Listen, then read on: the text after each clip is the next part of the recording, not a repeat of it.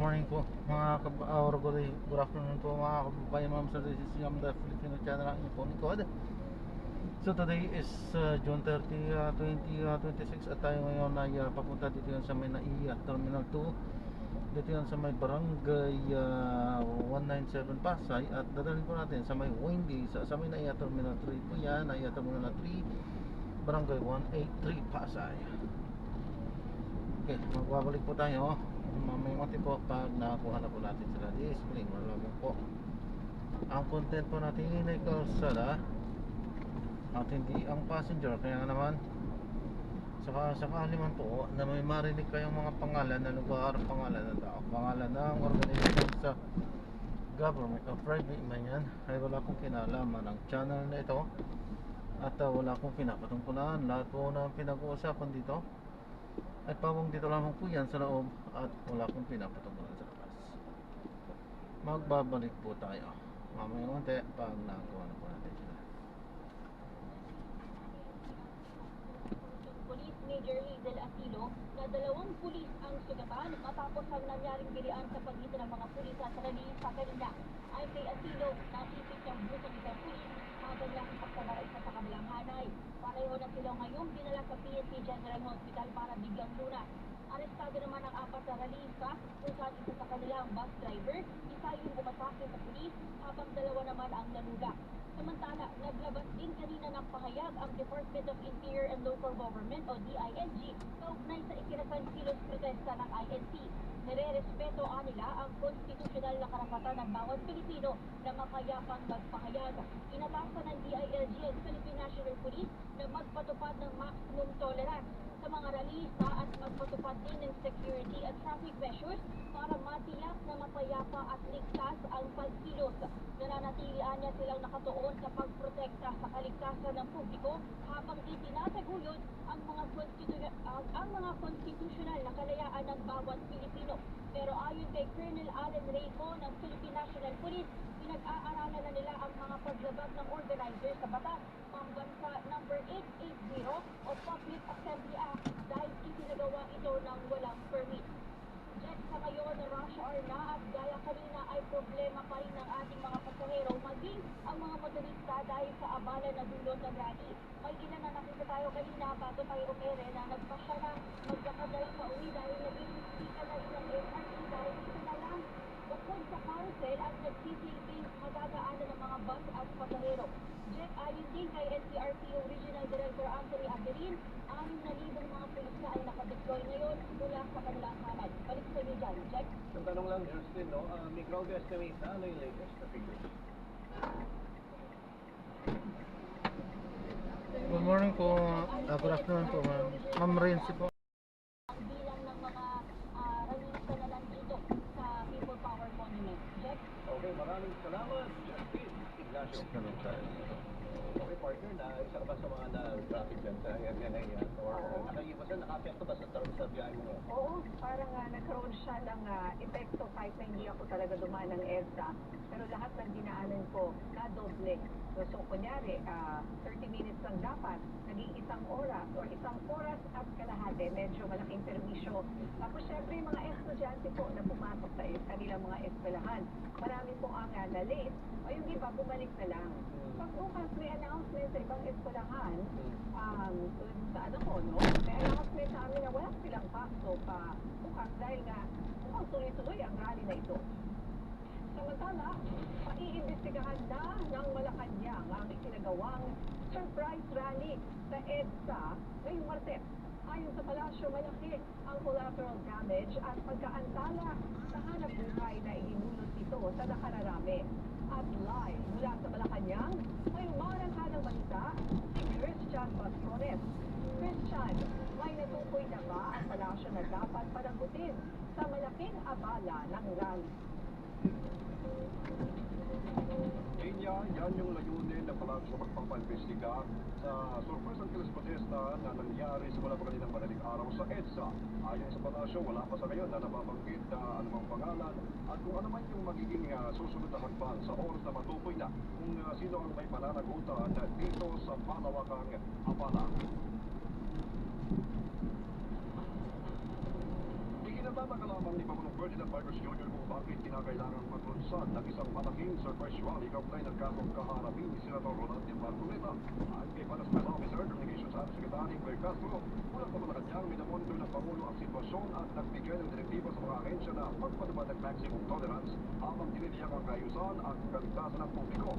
Nirespeto ang ng pamahalaan ng kalayaan sa pagpapahayag at mapayapang pagkilipon. Ngunit, ikinukonsidera bilang isang uri ng abuso sa karapatan ang naidulot ng matinding perwisyo sa walang kinalaman sa protesta. Dahil sa lawak ng epekto ng rally, napilitang ipagpaliban ng Pangulo ang ilang nakatagdang aktibidad upang personal na mamonitor ang sitwasyon. Nag-uglan ang protesta sa nakambang pagsasampa ng counter case naman kay Senator Ronald Marcoleta. Sa ating ginitang palasyo na hindi hawak ng Pangulo ang desisyon ng Ombudsman at hindi siya nakikialam sa mga kasong isinampa. Dagdag ng Malacanang, mas mainam na sa hustisya idaan ang mga usapin at hindi sa mga pagkilos na nagdudulot ng malaking abala sa publiko.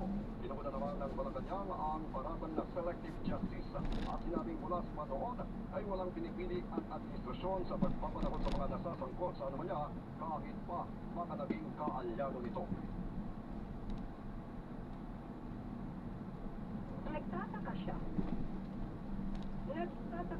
na dahil masasampahan ang kaso si Senator Marcoleta or na nasasangkot sa isang kaso si Senator Marcoleta ay kailangan ng mag-usap ng ganitong talakundali ang mga kapatiran, ang ating iginagalang ng mga kapatiran sa ayon. At least, ang Pangulo po ay nakikinig, iginagalang sila. Ang tanging lamang niyang piling ay igalang natin lahat yung mga naaapektuhan na dapat ay hindi naaapektuhan.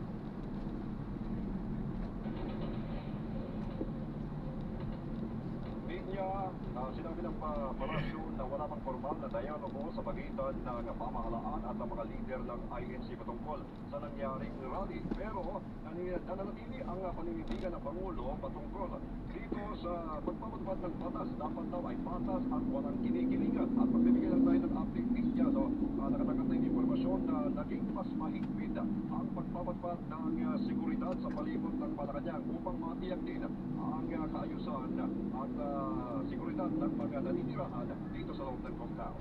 Yan muna ang latest mula sa Malacanang. Balik sa'yo, Binyan. Maraming salamat, Christian Bascones. Sa ibang balita, buwaba na sa critical low level na 160 meters ang tubig sa Angat Dam. Ayon sa Pag-asa, naitala ngayong araw sa 159.95 meters ang level ng tubig sa Angat Dam na mas mababa pa sa critical level nito na inaasahan. Ito ay matapos mawalan ng 0.76 meters ang reservoir mula noong mga nakaraang araw. Dahil dito, posibleng mabawasan o magkaroon ng water interruptions sa mga lugar na pinagsiserbisyuhan ng Maynila at Manila Water. Mataas ang chance ng maging bagyo ang binabantayang low pressure area sa loob ng Philippine Area of Responsibility. Ayon sa Pag-asa, maaaring maging tropical depression sa susunod na 24 na oras ang LPA na huling namataan sa karagatan ng Romblon. May dala itong maulap na kalangitan na may kalat-kalat na pag-ulan sa Metro Manila, Visayas, Calabarzon, Bicol, Occidental at Oriental Mindoro, Marinduque at Romblon. Southwest monsoon naman ang nagpapaulan sa Palawan, habang localized thunderstorm ang nakaka-apekto sa iba pang bahagi ng bansa. Marami pang maiinit na balita sa pagbabalik na Arangkada Balita. 8 years ako nag-IOC sa Bicol 7. Nagkasakit ko sa baga dahil sa bibig. Yun, nagagamot na ako. Fake news na mas ligtas ang vape kesa sa sigarilyo. Ayon sa mga pag-aaral, may pagdahilan ng ilan sa mga nakamamatay na sakit sa bata gaya ng cigarette and vaping products sa tubig, bago o drug. Kaya hindi narito ito. Napatunayan dudulot ang cancer ang mga chemical ito. Nalalaman din ang baga at puso ng nakakalanghap ng second-hand smoke o ang mga taong damay sa puso kahit hindi na illegally akala natin mabango, dapat po ang utak ng big. Kaya itigil na po natin ang ito. Protektahan din natin ang mga kabataan na humumali. Mag-big. Ito po, Protect Tenant Orca ng DOH. Nagpapaalala na bawat buhay mahalaga. Ang programa ito ay hatid sa inyo ng Flemex for Kids. Mami, agapan na galumbo at lemang nakabara. Ang batang lagundi, Flemex! May servicio niya Corpus Admin Puso ko. Nandiyan para ilapit po yung mga servisyo ng mga opisyal ng gobyerno, ng mga ahensya ng gobyerno sa taong bayan. Ang mga karaniwan po namin mga guests talaga ay pag nagpapaulam ng kanilang IMS, hindi ang mga servisyo DSWD, DOH. Siyempre kapag may mga calamities, Itong calamity doon dahil nga po, sunod-sunod po kalamidad sa ating bayan. Nagbibigay po kami ng tulong sa inyo kasi yun naman po talaga yung objective ng programa, yung po balikan-balik na servisyo. para sa paling-paling ito, no? Tanong ko lang po, sir, may loan pa po ako sa pag-ibig. So, nagtatrabaho pa ako sa Manila. Pwede ba ako mag-loan? Hindi yung servisyo na inaantay mo lang na bigyan ka ng ayuda tapos doon tayo tapos na. Hindi lang po ganon. Kasi yung servisyo po na ito, kung wala gusto natin maging proactive ang ating mga mamamayan. Alamin po natin kung ano yung mga servisyo na nandyan. Kwentong kanto. Ganyan na nangyari sa akin. Pag komentaryo, bakit ikaw ang gustong banatan? Real talk. Wala kang sinta. Ano klase ka pa? Quattro. Ala. Pili na kami. Kasama sila Dr. Pito David. Michael Pati. Seryoso dapat mo ito kay George. Alan Herman. Radong Maingay. At Ronald Llamas. Nakamulan niyo ba ito? Ano ba nag-iisi ng bayan? Walang kakalas. Kasama ang Quattro. Ala. Ano ba kayo dyan?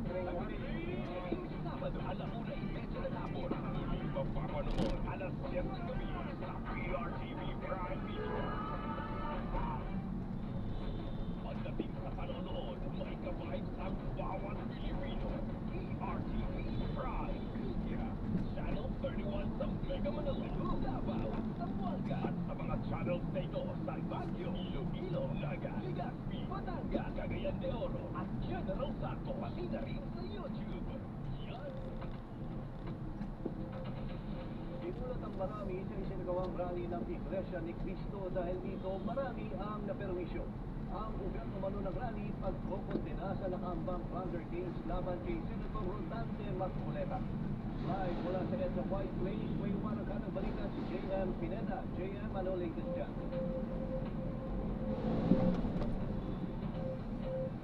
Yes, Ninya, sa kanya ay patuloy pa rin ang sasagawa ng programa ang Iglesia ni Cristo dito sa kahabaan ng People Power Monument dito sa White Place. Simula pa nga yan kaninang umaga at ang resulta nga dyan ay dun sa kahabaan ng EDSA, medyo mahaba-haba na yung traffic, pati yung ibang mga kababayan natin na nagko-commute yung rush hour ay inabot na rin ng paglalakad doon sa layers na yun. At kanina na ay nakita natin yung ilang mga Saan to banda mo? dito sa kanilang pagtitipon kasama ng ating Senator Alan Peter Cayetano, pati na rin si Sa baba? Congressman Angelo Libiste, pati na rin si dating Congressman Mike Defensor. Oh, kasi bawal po kasi kami doon sa ano, sa may sa baba lang. Dinakop ng mga ralista ang halos lahat ng linya ng mga sasakyan sa EDSA. Okay. At ang isang linya ng busway lang ang natira pa sa mall. Resulta, mabigat na daloy ng trapiko. Masyado alas 11 na sa isang nilipat na matauhan ng Metropolitan. May Wendy's pala dyan sa loob. MMDA. Ang mga May Wendy's pala dyan sa para loob. masakop ang tulis ng EDSA at makadaan ng mga motorista. Pero sa kabila niyan, doble dagok pa rin para sa mga pasahero at mga motorista ang bigat ng daloy ng trapiko. Sabi ng PNP, pinakiusapan nila ang grupo na buksan ang linya dahil maraming mapeperwisyo kung mananatili itong sarado. At sa fruit of our negotiation po doon sa leadership po nila ay nakakuha tayo na inform natin na dapat free flowing yung EDSA. So free flowing po kayo. Although may konting pagbagal, nakakadaan po ang ating mga motorista. Susubukan din daw nila na unti-unting buksan ang mga kalsada. Yes, tingnan dalawang linya po yung nadadaanan po ng motorista ngayon. And we are trying to Sige po. increase that. Depende po sa Ayan, wala namang ulan dyan eh. Sige po, ingat po. God bless po. Salamat po.